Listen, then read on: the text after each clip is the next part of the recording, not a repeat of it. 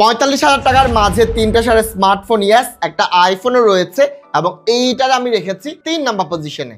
ইয়াস iPhone 13। হ্যাঁ, এটা battery backup তেমন একটা ভালো না, ছবিও অন্য ফোনগুলোর থেকে ভালো ক্যাপচার করে না এবং 6 চার্জ রিফ্রেশের, তার উপর বিচ্ছিরি নচ রয়েছে। তারপরেও এটার আমি 3 নাম্বার পজিশন দিলাম কারণ এইটার ভিডিও অনেক জোস, স্পেশালি এইখানে সিনেম্যাটিক মুড পেয়ে যাবেন। তার উপর ভাই এটা পারফরমেন্স ভালো, ছবি নিয়েও আমার কমপ্লেন নাই।